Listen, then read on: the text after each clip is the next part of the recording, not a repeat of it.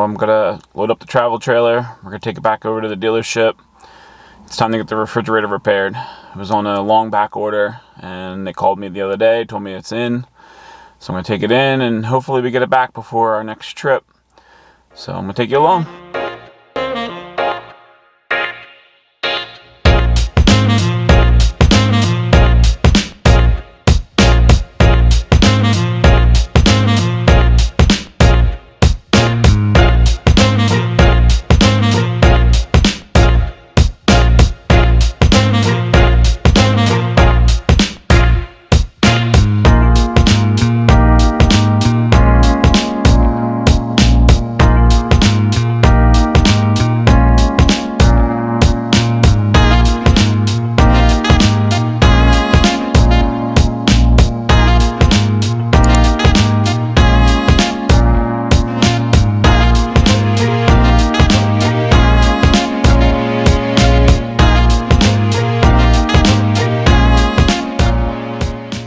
Many months later. Alright, so we're finally on our way to go pick up the travel trailer.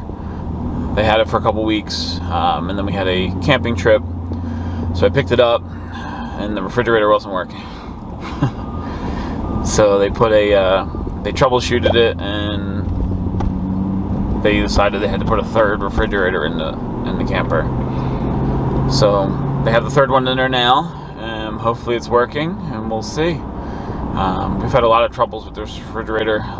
Started about a year ago, on our last camping trip of the year. We were on our very last day, and then went to go plug in at our last campground on the way home from Tennessee, and I just wasn't getting any power to the refrigerator. It blew a fuse. It was a 15 amp fuse. I put a 20 amp fuse, even though it was against what you probably should be doing, and then that worked for a little bit, and then it blew. So I knew it was pulling more electricity than it intended to. Something was going on with the compressor or something. I'm not really an electrician, nor do I know anything about refrigerators. So it was under warranty, so I brought it back, and they looked at it and decided to put another refrigerator in it. So again, we're on our third refrigerator. And hopefully it's working this time, so we'll find out. In addition to the refrigerator, we had several other things that we had wrong with our travel trailer. A lot of them were small, little things, like the blind in the back wasn't staying down, so they had to replace that. Not a big deal. A cap to a light was missing.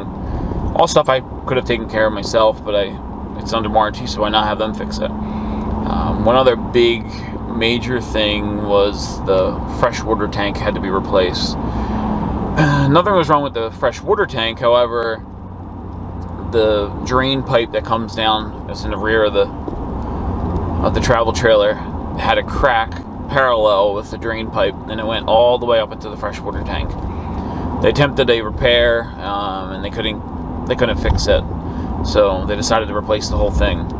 So that's been one of the holdups. That's why it's been there for a while. It was on back order. Everything seems to be on back order because of COVID, I guess, and travel trailers, everything that's being shipped in, and they're having trouble getting parts. I am still waiting on one other thing. We lost a cap to our awning on the way home from Tennessee just this past year, and I'm waiting for that to come in. They said that was on back order. We're waiting for that. So it's been a long journey getting this thing back into shape. We had a rough year on it last year. We took a lot of trips, and I guess we were rough on it. I don't know, or it's just poor craftsmanship. We're not sure. Even though we had all these troubles with the travel trailer, it's part of the deal. I mean, you have a warranty for a reason. We really do love our travel trailer. I wouldn't change it at all. We love the floor plan. We love everything about it. I wouldn't change it. It's just we've had a lot of headaches, and being as this is our first travel trailer, I didn't know what to expect. I didn't know if this was normal, and I'm sure it's not. We've had a lot of issues, and looking on forums and talking to other people on Facebook and various other places, they haven't had nearly as many troubles, but it gets to a point where enough's enough, and it gets to be a lot. But we've had so much fun in this trailer and made a lot of memories. You can't take that for granted, and you can't let a couple bad things make the experience bad.